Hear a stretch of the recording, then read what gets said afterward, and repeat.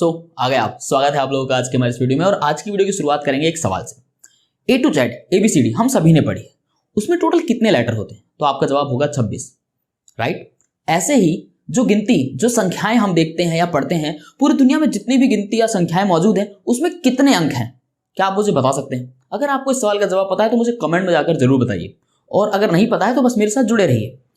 अगर इस दुनिया की जितनी भी गिनती है, जितनी भी है, उन अंकों को मैं इस बोर्ड पर लिखना चालू करूं तो क्या मैं सभी संख्याओं को इस बोर्ड पर लिख सकता हूं?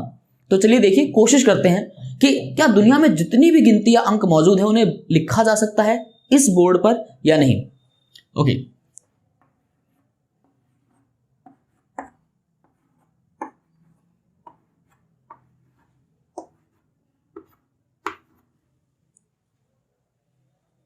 क्या सोच रहे हैं?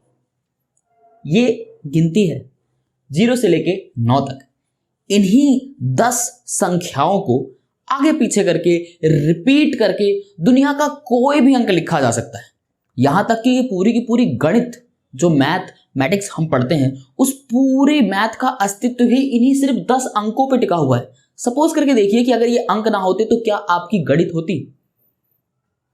हम सभी ने बहुत सारे मैथ के क्वेश्चन सॉल्व किए हैं। आपने मेंसुरेशन से लेकर ट्रिग्नोमेट्री से लेकर अलजेब्रा, हम बहुत सारी चीजें सॉल्व करते हैं। लेकिन क्या ये 10 अंक ना होने के बाद हम गणित की कल्पना भी कर सकते थे? नहीं ना।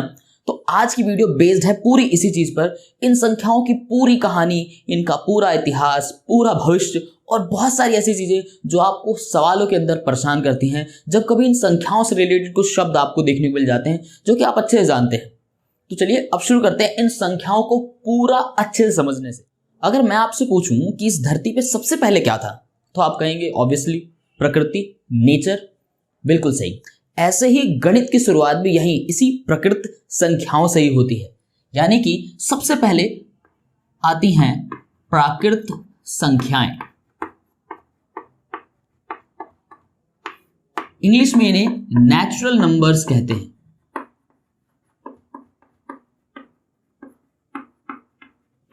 अब नेचुरल नंबर्स, प्राकृत संख्याओं को कोड में यानी कि शॉर्ट में हम कैपिटल N से दिखाते हैं। और इसमें जो संख्याएं आती हैं वो हैं 1, 2, 3, 4, 5, 6, 7, 8, 9 और इसके बाद आप जहां तक गिनती लिख सकें वहां तक। तो सबसे पहले अगर धरती पर प्रकृति थी, ऐसे ही गणित में, संख्याओं में सबसे पहले आती हैं ये प्राकृत संख्याएं। इन्हें प्राकृतिक संख्याएं भी आप कह सकते हैं और इन्हें हम दिखाते हैं किससे? N से। ठीक है। तो सबसे पहले नंबर पे आपको याद रखना है प्राकृत संख्याएं। ये चालू होती हैं 1 से और आप जहां तक लिख सकें वहां तक जितनी भी संख्याएं हैं ये सब प्राकृत संख्याएं कहलाती हैं। इसके बाद दूसरे नंबर पे हम जानेंगे अब पूर्ण संख्याओं के बारे में।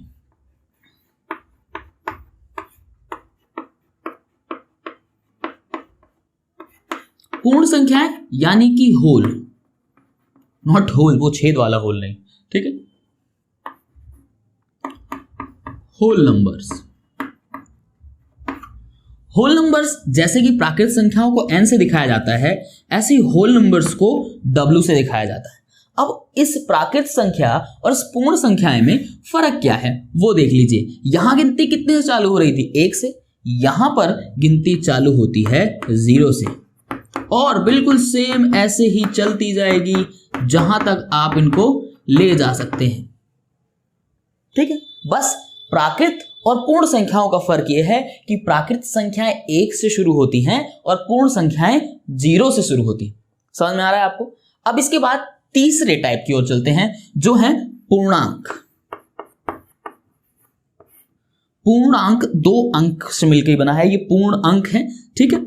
और इनको कहा जाता है इंटीजर।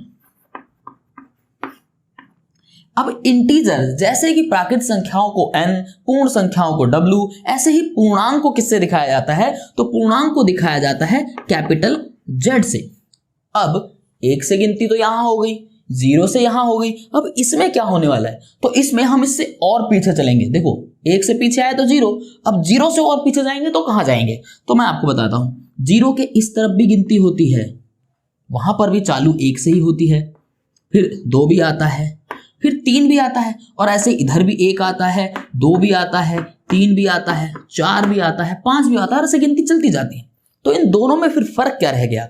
तो जब आप 0 पे ऐसे खड़े हो जाएं, ऐसे बिल्कुल सामने, राइट, 0 पे, और उसके उस तरफ जैसे आपने ऐसे 0 को सामने देखा, तो आपका ये जो दायां हाथ है, इस तरफ हमेशा धनात्मक संख्याएं होती हैं, यानी कि पॉजिटिव नंबर्स होते हैं। और इस तरफ हम जब देखते हैं तो ये जो है संख्याएं जो है वो ऋणात्मक होती हैं, इनके आगे ऐसे एक माइनस का सिंबल लगाया जाता है। इसीलिए जब हम यहां पर इनको देखते हैं तो 0 से इधर ये जो है ये सब पॉजिटिव हैं, ये सब नेगेटिव हैं, ये धनात्मक पूर्णांक हैं और ये ऋणात्मक पूर्णांक हैं। याद रख पाएंगे कि देखो प्राकृत संख्याओं में गिनती 1 से चालू होती है, पूर्ण संख्याओं में गिनती 0 से चालू होती है, और पूर्णांक में 0 के इस तरफ की भी गिनती और उस तरफ की भी गिनती को इंक्लूड किया जाता है। 0 से उधर जो संख्याएं मौजूद है वो सब यानी कि धनात्मक हैं, यानी पॉजिटिव हैं, और 0 से इधर जो है वो सब ऋणात्मक हैं, यानी कि नेगेटिव हैं। इसीलिए इंटीजर्स ही पूरे के पूरे हैं वो पॉजिटिव हैं और ये नेगेटिव है। ओके, तो ये हुआ सबसे बेसिक सा 3। अब इसके आगे हम समझने वाले हैं, और मैं आपको बता दूं मैं बहुत सारी संख्याओं की सारी डिटेल खत्म करने वाला हूं। तो इतने तक अगर वीडियो समझ में आ रही, आगे भी बहुत अच्छी समझ में आएगी, लाइक का बटन दबा दो। अब नेचुरल, होल और इंटीजर्स के बाद अब हम संख्याओं के उन 2 रूपों को समझेंगे जिन्हें समझना बच्चों के लिए सबसे ज्यादा आसान होता है, सम और विषम संख्याएं, इवन एंड ओड नंबर्स। अब सम संख्याएं, विषम संख्याएं, मेरे हिसाब से तकरीबन सभी बच्चों को सबसे आसानी से अगर कोई चीज समझ में आती है वो है सम और विषम संख्याएं। हम सभी जानते हैं, और नहीं जानते हैं तो अब आप जान लीजिए। सम संख्याओं में वो संख्याएं आती हैं जिन्हें 2 से भाग देने पर शेषफल 0 आ जाए। किसी भी नंबर को जब 2 से डिवाइड किया जाए तो हमारा जो रिमाइंडर है वो 0 आ जाए, तो उसे आपको ले जाके रख देना है सम संख्याओं में, और अगर 1 आ जाए तो उसको ले जाके रख देना है आपको विषम संख्याओं में। सम संख्याओं की शुरुआत होती है 0, 2, 4, 6, 8 और 10। इसके आगे आप इसको लेते जाएंगे तो कुछ नहीं करना, बस एक उछल कूद है, एक जंप, एक जंप, एक जंप, और अब जो बीच से बचता जा रहा है वो है विषम संख्याएं। जैसे यहां से क्या बचा 1, यहां से क्या बचा 3, यहां से क्या बचा 5, यहां से क्या बचा 7, यहां से क्या बचा 9, और अगला क्या होगा 11। अब आप इनको देखिए, क्या ये 2 से भाग होंगे पूरे पूरे? तो जवाब है नहीं। पर क्या ये 2 से भाग होंगे पूरे? जवाब है यस। तो जो 2 से पूरे पूरे भाग होते हैं उन्हें कहा जाता है सम संख्याएं, यानी कि इवन नंबर्स। जो 2 से पूरे पूरे भाग नहीं होते उन्हें कहा जाता है विषम संख्याएं, यानी कि ओड नंबर्स। और अगर आपको इसकी डेफिनेशन में याद रखना है कि भाई किसी संख्या को कब आप सम कहेंगे, तो आप याद रख सकते हैं कि जिस संख्या को 2 से भाग करने पर, 2 से डिवाइड करने पर हमारा जो रिमाइंडर है, जो शेषफल है वो 0 हो जाए तो वो सम संख्या है, और 0 ना मिले तो वो विषम संख्या है। अब इसके बाद चलेंगे हम कुछ और थोड़े डिफिकल्ट टाइप जो बच्चों को काफी परेशान करते हैं उसकी तरफ। इन 5 के बाद अब हम समझेंगे ये 2 परिमेय और अपरिमेय संख्याएं, रैशनल और इरैशनल नंबर्स। ठीक है, परिमेय संख्याएं क्या होती हैं सबसे पहले ये समझेंगे, क्योंकि इरैशनल, क्योंकि देखो 2 चीजें हैं, एक को समझ जाओगे तो जो उससे बच गया वो सब दूसरे में चला जाएगा। ठीक है, तो परिमेय संख्या क्या होती है? परिमेय संख्या वो होती है जिन्हें हम बटे में लिख सकते हैं, यानी कि P/Q। देखो ये आप बुक्स में देखते होंगे P/Q भी हो सकता है, A/B भी हो सकता है, ऐसे किसी भी रूप में लिखा हो सकता है कि भाई यहां पर बस आपको क्या ध्यान देना है कि जब हम परिमेय संख्या वो है जिन्हें ऐसे बटे में लिखा जा सकता है, और नीचे वाला, जैसे कि हिंदी वाले जो बच्चे हैं उन्हें ये पता है कि ऊपर जो लिखा जाता है उसे याद रखना है अंश कहा जाता है, नीचे जो लिखा जाता है उसे हर कहा जाता है। इंग्लिश मीडियम वालों को याद रखना है कि जो ऊपर लिखा जाता है उसे न्यूमरेटर कहते हैं, और जो नीचे लिखा जाता है उसे डेनोमिनेटर कहते हैं। ठीक है, तो याद रख पाओगे। और इसमें यह कहा जाता है कि भाई परिमेय संख्या है अगर उसे ऐसे लिख सकते हैं, और ये जो नीचे वाला है चाहे B हो चाहे Q हो, ये बस 0 नहीं होना चाहिए, 0 नहीं होना चाहिए। मान लीजिए कहीं पे भी लिखा हुआ है कि मान लीजिए लिखा है 3/8, तो आप कह सकते हैं जी हाँ ये एक परिमेय संख्या है।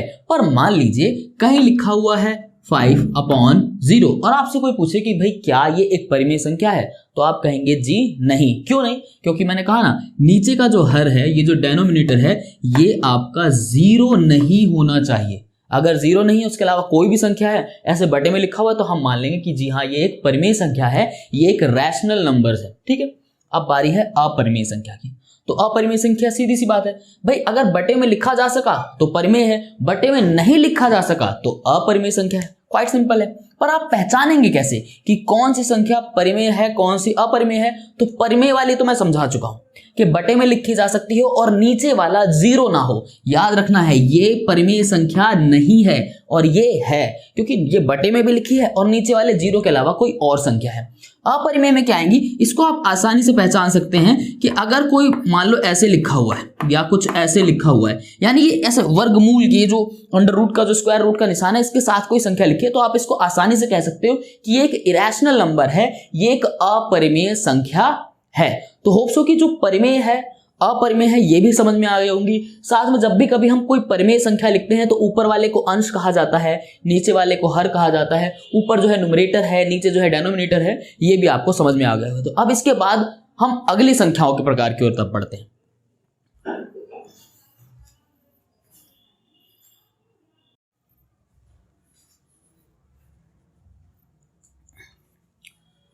अब हम समझेंगे भाज्य और अभाज्य संख्याएं, कंपोजिट एंड प्राइम नंबर्स।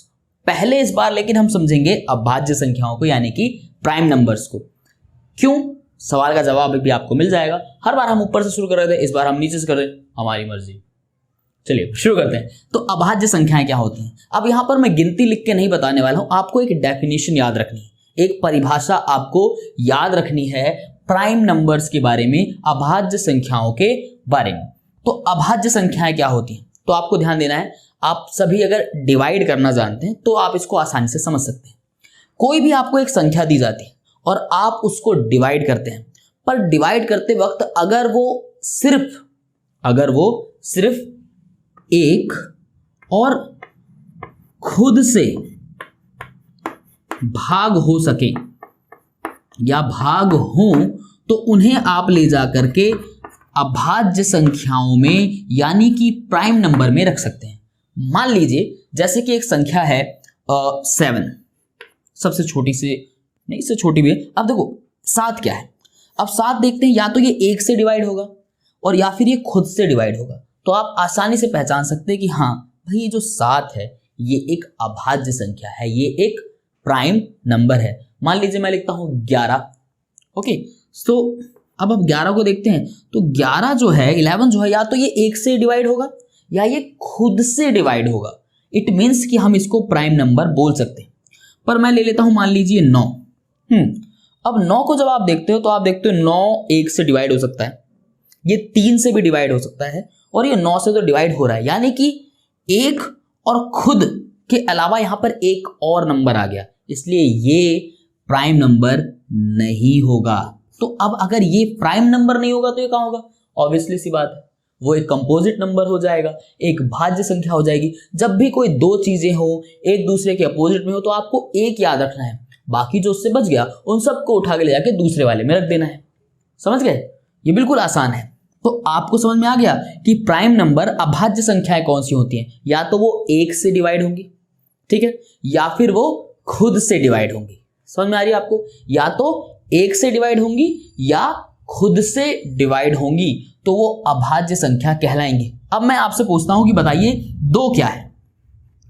तो आप अपनी परिभाषा लगाएंगे कि भाई या तो ये 2 को देखें, या तो ये 1 से डिवाइड होता है या ये खुद से डिवाइड होता है। इट मीन्स ये क्या है? अभाज्य संख्या है, ये एक प्राइम नंबर है। कई बार बच्चे क्या करते हैं कि भाज्य और अभाज्य को सम और विषम, इवन और ओड नंबर से मैच कर लेते हैं, ठीक है, वो ऐसे अंदाजा लगा लेते हैं, लेकिन ऐसा बिल्कुल भी नहीं करना है। कुछ होता है 1-2%, मैं सबकी बात नहीं कर रहा हूं, बट मैंने पाया है 1-2% ऐसे होते हैं लोग। सो आपको क्या ध्यान रखना है? अभाज्य संख्याएं। तो अब हम यहां से शुरुआत करते हैं कि भाई अभाज्य संख्या हमें समझ में आ गई, या तो 1 से डिवाइड होगी या खुद से डिवाइड होगी, तो वो अभाज्य संख्या कहलाएगी। और 1 और खुद के अलावा अगर किसी भी संख्या से अगर वो डिवाइड हो सकती है तो उसे ले जाकर रख देना है भाज्य संख्याओं में। तो अब आप मुझे ये बताइए कि सबसे छोटी भाज्य संख्या क्या होगी? सबसे छोटी तो हमने देखा 1 भी इसमें चला गया, 2 भी इसमें चला गया, 3 अगर मैं लिखता हूं तो 3 भी या तो 1 से डिवाइड होता है या खुद से डिवाइड, तो 3 भी इसमें चला गया। अब बारी किसकी है? 4 की। तो जैसे ही 4 आता है तो 4 1 से भी डिवाइड होता है, 4 से भी होता है और 2 से भी होता है। इट मीन्स इसके 2 से ज्यादा फैक्टर हैं, इसे 2 से ज्यादा संख्याओं से डिवाइड किया जा सकता है। एक और खुद के अलावा किसी एक अन्य संख्या से भी डिवाइड किया जा सकता है। इसलिए 4 जो है वो पहली सबसे छोटी भाज्य संख्या है। तो अगर आपसे क्वेश्चन बनता है कि भाई सबसे छोटी भाज्य संख्या क्या है, तो आप कह सकते हो कि भाई 4 जो है वो सबसे छोटा कंपोजिट यानी कि भाज्य संख्या है। ठीक है, तो अब आई थिंक कि आपको अभाज्य, भाज्य, प्राइम, कंपोजिट नंबर के बीच का जो फर्क है वो समझ में आ गया हो। आपको बस एक ही परिभाषा याद रखनी है, या तो 1 से भाग हो या वो खुद से भाग हो, तो वो एक अभाज्य संख्या है। यदि इन दो के अलावा किसी, जैसे मान लीजिए एक संख्या लिख लेते हैं 29। अब आप 29 को देखते हैं तो आप क्या पाते हैं भाई, या तो ये 1 से भाग होगा और या ये खुद से भाग होगा और किसी से भाग नहीं होगा, तो ये एक अभाज्य संख्या है। बट मान लीजिए एक संख्या लिखते हैं हम, कुछ भी, अब अपने आप से सरक के देखिए खुद बैठ के, ठीक है, एक संख्या लिखिए और देखिए कि अगर वो अपने और एक के अलावा किसी और से भाग हो गई तो उसे ले जाके बस आपको भाज्य संख्या में रख देना है, बस इतना। अब हमारे पास अभी थोड़ी सी जगह भी थी और ये इसी का हिस्सा था, तो इसको अलग से ना समझा के मैं यहीं पे समझा देता हूं। तीसरा है सह अभाज्य संख्याएं, को प्राइम नंबर्स। ये क्या होती है? देखो, अभाज्य का मतलब तो आपको समझ में आ ही गया होगा, बट सह लग गया है, साथ में आ गई, तो अब यहां पर एक नहीं 2 संख्याओं की बात होगी, एक साथ आने वाली 2 संख्याएं। लेकिन यहां पर आपको एक चीज और भी देखनी है कि ये उनके लिए समझना बहुत आसान है जिन्हें महत्तम समापवर्तक यानी कि जो हायर कॉमन फैक्टर HCF जिन्हें आता है, उन्हें ये बहुत इजीली समझ में आ जाएगा। तो अगर आपको HCF नहीं आता है तो भी आपको मैं समझाने की कोशिश करूंगा, बट अगर आपको ये नहीं आता तो कमेंट में जरूर बता देना, हम किस लिए, हम सिखाएंगे आपको HCF LCM सब जबरदस्त तरीके से। अब सह अभाज्य संख्याओं में कौन कौन संख्याएं आती हैं? तो ऐसी 2 संख्याएं जिनका HCF 1 आए, कितना है? HCF 1 हो, उन्हें कहा जाएगा सह अभाज्य संख्या। मैं आपको समझा देता हूं, जैसे मान लीजिए हम लेते हैं 3 और 5, इन दोनों का जब हम HCF निकालेंगे, अगर आपको HCF निकालना आता है तो आपको आसानी समझ में आ रहा होगा कि इन दोनों का जो HCF होगा वो कितना होगा? 1। ऐसे ही मान लीजिए लिखा गया है 16 और 17, इन दोनों का आप HCF निकालेंगे तो आपको कितना मिलेगा? 1। हायर कॉमन फैक्टर होता है, इसका मतलब महत्तम समापवर्तक। तो आप समझ गए कि सह अभाज्य संख्या क्या है? 2 संख्याएं होती हैं, एक साथ होती हैं और दोनों का HCF कितना होता है? 1। उन्हें कहा जाता है को प्राइम नंबर, सह अभाज्य संख्याएं। तो अब तक हम 10 टाइप पूरी संख्याओं के देख चुके हैं, 7 यहां है, 3 यहां है। तो बस ज्यादा समझेंगे तो दिमाग पे बहुत ज्यादा जोर पड़ने लगता है। पढ़ाई का मजा जब ही है जब पढ़ाई मजे में हो, और जब पढ़ाई बोझ बनने लग जाए, किताबों को थोड़ी देर साइड में रख के माइंड को रेस्ट देना चाहिए। आज की वीडियो को भी हम यहीं पर रेस्ट देंगे। वीडियो पसंद आई हो तो लाइक, चैनल को सब्सक्राइब कर लेना, क्योंकि ऐसे ही हर सब्जेक्ट की जबरदस्त वीडियो हम लाते रहते हैं, क्योंकि हमने उठा रखा है जिम्मा आपकी पढ़ाई को मजेदार बनाने का। चैनल को सब्सक्राइब और वीडियो को शेयर कर देना अपने दोस्तों के साथ, अपने क्लासमेट के साथ, क्योंकि ज्ञान बांटने से बढ़ता है। मैं मिलता हूं बहुत जल्दी वीडियो, तब तक के लिए नमस्कार।